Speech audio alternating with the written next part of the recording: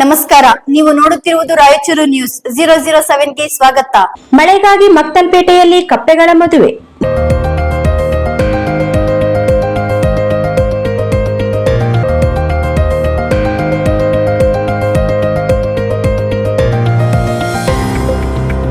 ಮುಂಗಾರು ಆರಂಭವಾದರೂ ಸಮರ್ಪಕ ಮಳೆ ಸುರಿಯದ ಹಿನ್ನೆಲೆಯಲ್ಲಿ ವರುಣದೇವರ ಕೃಪೆಗಾಗಿ ನಗರದ ಮಕ್ತಲ್ಪೇಟೆಯಲ್ಲಿ ಕಪ್ಪೆಗಳಿಗೆ ಮದುವೆ ಮಾಡಿಸಿ ಡೋಣಿ ಪೂಜೆ ಹಾಗೂ ವಿಶೇಷ ಪ್ರಾರ್ಥನೆ ನಡೆಸಲಾಯಿತು.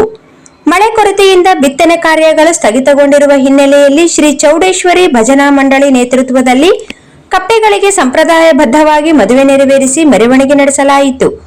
ಬಳಿಕ ಮನೆಗಳಿಗೆ ತೆರಳಿ ಕಪ್ಪೆಗಳಿಗೆ ನೀರಿನ ಅಭಿಷೇಕ ಮಾಡುವ ಮೂಲಕ ಮಳೆಯಾಗಲೆಂದು ಪ್ರಾರ್ಥಿಸಿದರು. ಬಡಾವಣೆಯ 5 ದೇವಸ್ಥಾನಗಳಲ್ಲಿ ಜಲಾಭಿಷೇಕ ನಡೆಸಿದ ಭಕ್ತರು ಮನೆಗಳ ಮಾಳಿಗೆಯಲ್ಲಿರುವ ಡೋಣಿಗಳಿಂದ ನೀರು ಹಾಕಿ ಕಪ್ಪೆಗಳಿಗೆ ನೀರು ಸುರಿದು ಪೂಜೆ ಸಲ್ಲಿಸಿದರು.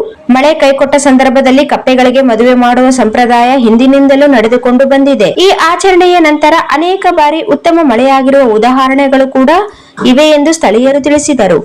ಬೆಳಿಗ್ಗೆಯಿಂದ ನಡೆದ ಪೂಜಾ ಕಾರ್ಯಕ್ರಮಗಳಲ್ಲಿ ಬಡಾವಣೆಯ ನಿವಾಸಿಗಳು, ಮಹಿಳೆಯರು ಹಾಗೂ ಮಕ್ಕಳು ಹೆಚ್ಚಿನ ಸಂಖ್ಯೆಯಲ್ಲಿ ಭಾಗವಹಿಸಿ ಉತ್ತಮ ಮಳೆಯಾಗಲೆಂದು ಪ್ರಾರ್ಥಿಸಿದರು.